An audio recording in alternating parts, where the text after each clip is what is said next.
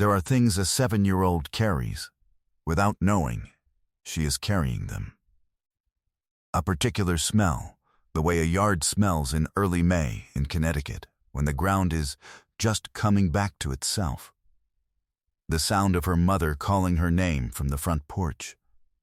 The specific quality of a Saturday afternoon when there is nowhere you have to be and the whole neighborhood is just there, just open, and you are 7 years old, and the world has not yet shown you any reason to be afraid of it. Nora Aldrich was 51 years old when investigators came to her door in Burlington, Vermont. She was a school librarian. She had 2 teenage children, and a husband who coached youth hockey, and a house with a garden she tended with the kind of deliberate care that people develop when they have found something they want to keep. She had a whole life, fully inhabited, that was entirely her own. And she was also Ellie Harmon, a name she did not know, a child she did not remember being, a girl who had been standing in a front yard in Wethersfield, Connecticut on a Saturday afternoon in May of 1980, and had simply ceased to exist, for the world that had known her, for the family that had searched for her, for the investigative file that had accumulated and grown cold and sat in a cabinet for 4.5 decades. Both of those things were true at once. That is where this story lives, in the space between them. Eleanor Rose Harmon, Ellie, always Ellie, nobody called her Eleanor except the teacher on the first day of school, was born in 1973 in Wethersfield, a quiet residential suburb south of Hartford. Her father, David, worked for an insurance company in the city.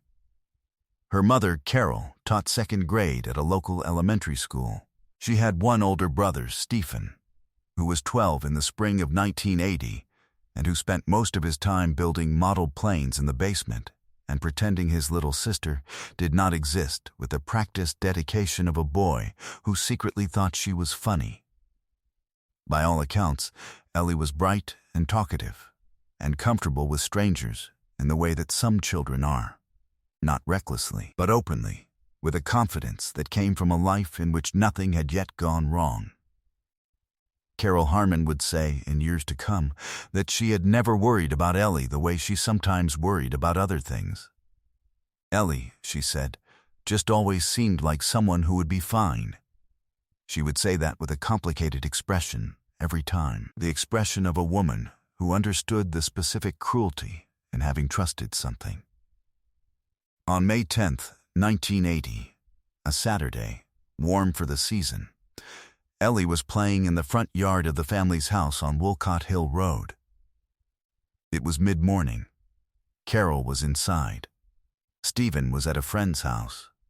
David was running errands. A neighbor 2 houses down later told police that she had glanced out her kitchen window and seen Ellie crouched near the flower bed along the front walk, doing something with the dirt, the way small children will. A few minutes later, she looked again. The yard was empty. She thought nothing of it at the time. Children move. They go inside. The day continues. Carol Harmon went to the front door at approximately 11:40 in the morning to call Ellie in for lunch. The yard was empty. She called. She walked the yard. She checked the back. She knocked on a neighbor's door. By noon, she was on the phone with the Wethersfield Police Department, and in her voice was the particular quality of a mother who already knows, on some level beneath language, that something has crossed a line it cannot uncross. The investigation moved with urgency from the first hours. Connecticut State Police were notified. The neighborhood was canvassed. In the course of those initial interviews, 2 witnesses emerged who had seen a car stopped on Wolcott Hill Road sometime between 10:45 and 11:15 that morning. Both described it as a dark blue sedan. One said navy, one said more of a slate color, parked briefly along the curb near the Harmon property. One witness believed she had seen a woman in the passenger seat. Neither could provide a plate number. That blue sedan became the central object of the investigation for the next 2 years. It was traced to nothing. Hundreds of vehicles were identified and ruled out. The witness descriptions, filtered through the uncertainty of a brief glance from a window, could not be narrowed enough to produce a meaningful lead. The FBI was brought in within the first week. Ellie's photograph went national. Tips came in from 12 states and produced nothing.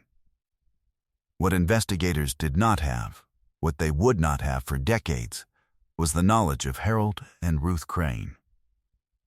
The Cranes lived in Rutland, Vermont at the time of Ellie's disappearance. Harold was 39, a carpenter. Ruth was 36, and in the spring of 1980 she was approximately 2 years out from the worst thing that had ever happened to her. In March of 1978, the Cranes' daughter, Bethany, had died of leukemia.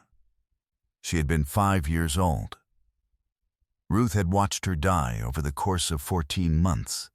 The diagnosis, the treatment, the hope, the collapse of hope, and she had not recovered from it in any meaningful sense.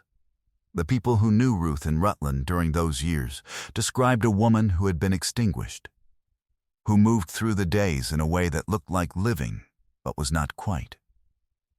Harold would later tell investigators that he had not understood, in those years, how completely Ruth had come apart, that he had been grieving too, and had missed the shape that her grief was taking, that he had believed, for a long time, that they were suffering the same loss in the same way.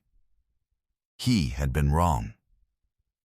In the spring of 1980, the Cranes were in Connecticut, visiting Harold's sister in Glastonbury, a town approximately 6 miles from Wethersfield. Ruth had insisted on the trip. Harold had not questioned it. On the morning of May 10th, Ruth had borrowed her sister-in-law's car, a dark blue Buick, and told Harold she needed to drive and clear her head. She was gone for 3 hours. She came back with a 7-year-old girl she was calling their daughter. Harold Crane sat in that car in the driveway of his sister's house on a Saturday afternoon in 1980, and he looked at his wife and the child she had brought home, and he made the choice that would define the rest of his life. He did not call the police. He did not make his wife take the child back. He told himself that Ruth was fragile, that the authorities would put Ruth in an institution, that the child seemed unharmed, that there might be another way through this. He told himself these things in the way that people tell themselves things when they have already decided and need the story to hold together. He told himself those things for 44 years. Ellie Harmon, who became Nora Crane within a week of that Saturday morning, remembered almost nothing of her life before Rutland. She was 7, and the severance was clean in the way that early childhood trauma can sometimes be. The mind closing a door before the full weight of what is behind it can register. There were moments over the years. A smell that produced a feeling she couldn't name. A dream of a yard she didn't recognize. A particular quality of light on a May morning that made her feel something she could never articulate. She mentioned these things to no one. She had no framework for them. They were simply weather, passing through, leaving no permanent mark. Ruth was a loving mother. That is not a simple sentence to write, and it is not a simple thing to have been true. But it was true. Whatever had broken in Ruth Crane, whatever absence of moral reasoning had allowed her to take a child from a yard and drive north into Vermont, she loved the girl she brought home with a ferocity that everyone who knew the family could see. Nora was enrolled in school in Rutland in the fall of 1980. She made friends. She grew up. She learned to love Vermont winters with the specific devotion of someone for whom cold and snow had become the texture of home. Ruth died in 2015. Pancreatic cancer, swift and merciless. Nora, who had married a man named Tom Aldrich and moved to Burlington a decade earlier, came home to Rutland for the last weeks. She held her mother's hand.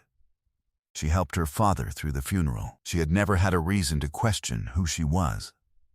And so she never had.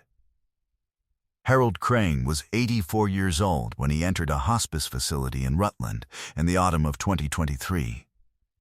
He had his own pancreatic cancer. He had been declining for a year.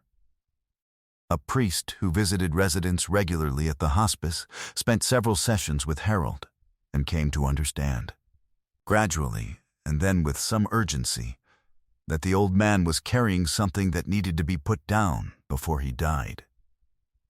With Harold's consent and explicit instruction, the priest made contact with the Vermont State Police in October of 2023.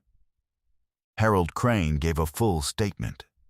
He was clear and precise, and without self-pity.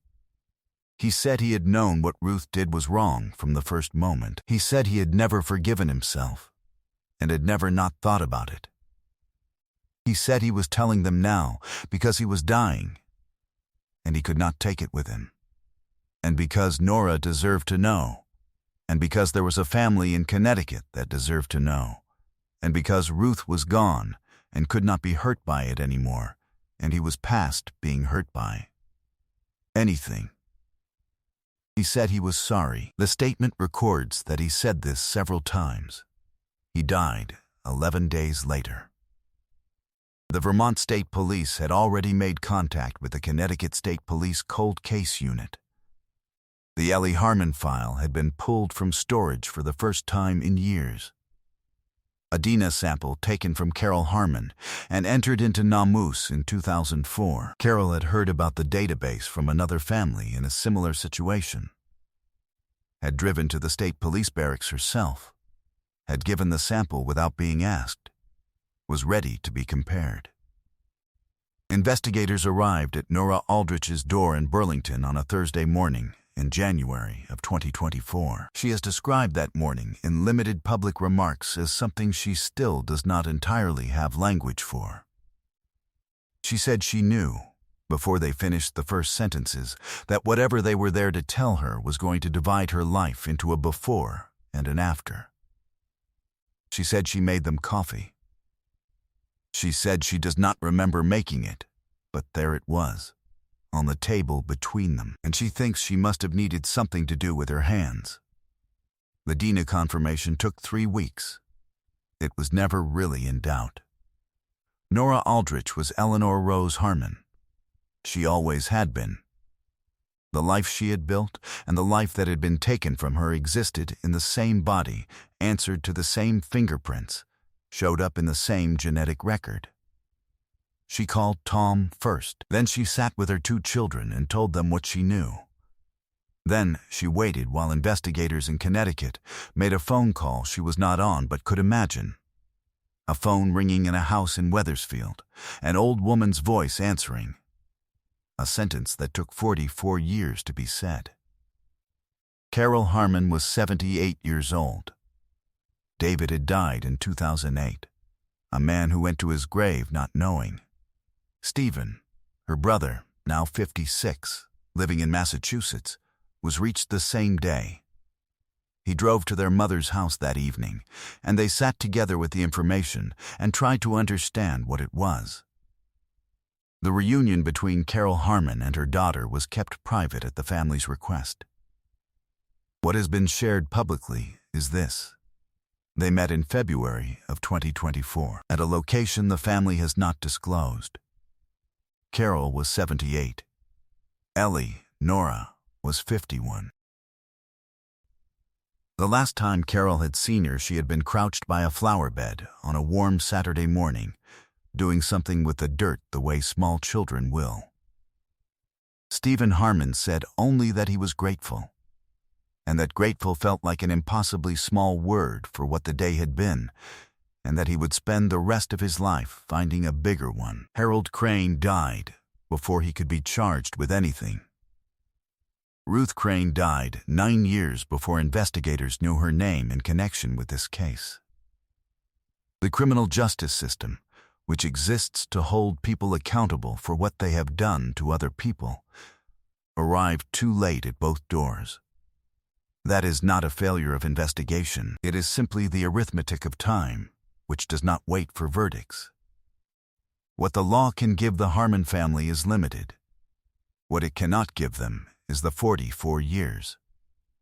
It cannot give Carol her daughter at 7, at 12, at 21. It cannot give David anything at all.